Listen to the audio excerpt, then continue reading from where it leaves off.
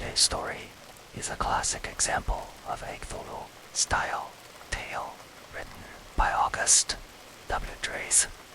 I believe his work definitely worth recommending to you all.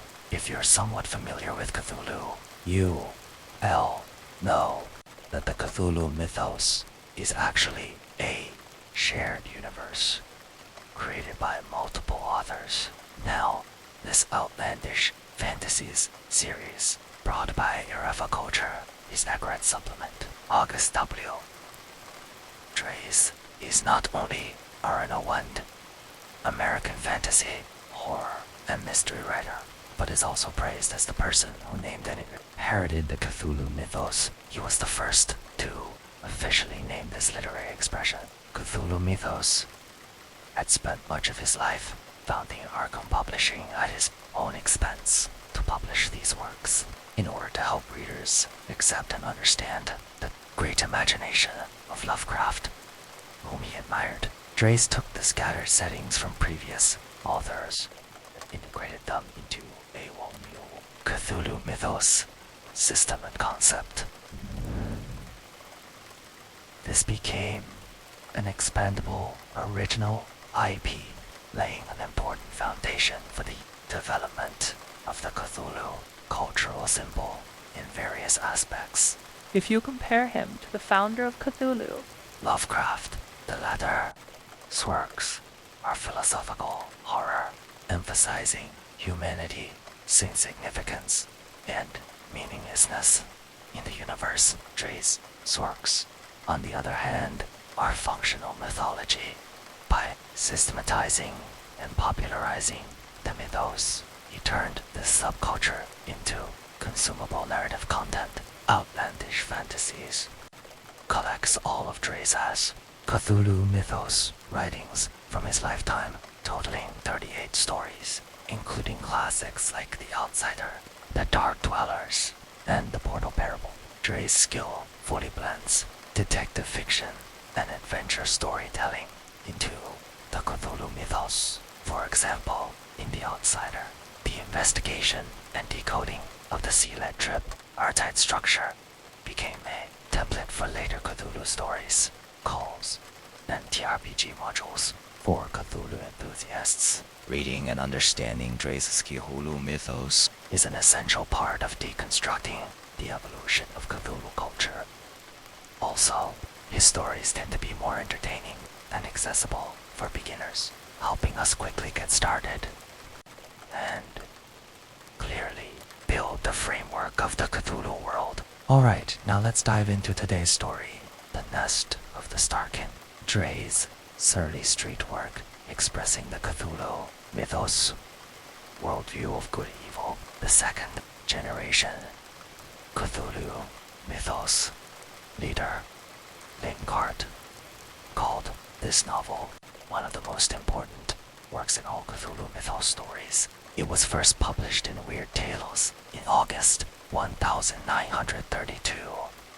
The title, The Nest of the Starkin, was given by Lovecraft himself in the 1930s. Deep in the jungles of Burma, a scientific expedition investigating mysterious events was wiped out. Every member dead, except one. The survivor, S diary, was later uncovered, revealing that they had awakened. Ed, an underground evil spirit, our team set out from China, heading south, finally arriving at the Sang Plateau in Burma. Before leaving China, we had heard rumors about a strange race of little people living near the plateau. Our mission was to investigate these legends, but the locals regarded the plateau as a cursed place, speaking of it only in whispers from the very start. This expedition was shadowed by ominous signs. One of the team members had left equipment back at camp.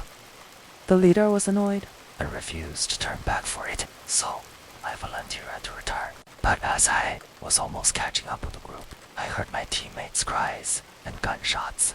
I quietly climbed a hill and saw the expedition under attack. I'm a seeker in progress. Nope. attackers were a group of small, statured humanoids, very different from the locals. I hid and waited for them to leave before rushing to the scene. Only the bodies of my comrades remained. The convoy was looted. Disaster had struck. Immediately upon our arrival, I had no choice but to return to civilization alone. Continuing the investigation solo was impossible. I gathered as many supplies as he could and set off back. The whole afternoon, I struggled up steep slopes, through nearly impassable gorges, and climbed cliffs. When I reached the summit, the sun was setting deep inside the Sang Plateau. I saw a tall tree standing like a wall in the jungle. A city wall glowed fiery red under the sunset, standing alone like a monument in a graveyard. Was this an illusion? I could hardly believe my eyes. Based on previous research, what I saw was the long-lost City of Death that locals had spoken about for centuries. I planned to visit the ancient city at dawn. I set up camp, hoping sleep would dull memories of my fallen friends and ease my fear of the night. But under the starry sky, my dreams were not of my dead comrades, but of things from the unknown city. As night deepened, strange sounds echoed from the jungle. Unearthly whispers carried on the wind, almost as if the trees themselves were speaking. I could unshake the feeling that something unseen was watching me. Sleep was uneasy. At dawn, I ventured toward the ancient city. The air was thick with humidity and an unsettling stillness. The towering walls were carved with strange symbols that resembled stars and eyes, signs I had seen only in the most cryptic mythologies. Inside, I found relics and altars, stained with age and what looked like dry blood. It was clear this place had once been a site for dark rituals, dedicated to something older than mankind. Suddenly, I caught a glimpse of movement.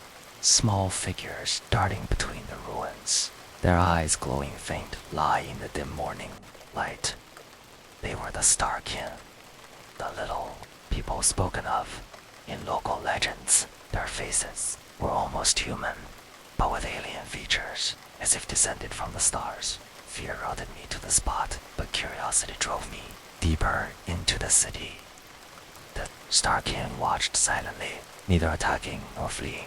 I soon realized the truth. The Starkin were guardians of an ancient cosmic secret connected to dark gods who once ruled the earth. They were both victims and worshippers, bound in eternal servitude to those eldritch forces. The diary I found from the doomed expedition spoke of these entities, cosmic beings beyond human comprehension, whose awakening meant the end of all things as we know them. With growing dread, I understood why the locals shunned Ned this place. Not just superstition, but knowledge of an ancient evil lure king beneath the soil. I decided to leave immediately, but the jungle was unforgiving, and the path back was treacherous. As I struggled through the thick foliage, the Starkin followed silently, their glowing eyes tracking my every move. When I finally reached safety, I burned the diary and vowed never to speak of the Sang Plateau again. Yet sometimes at night, I still hear whispers on the wind, reminding me that some doors once opened can never be closed.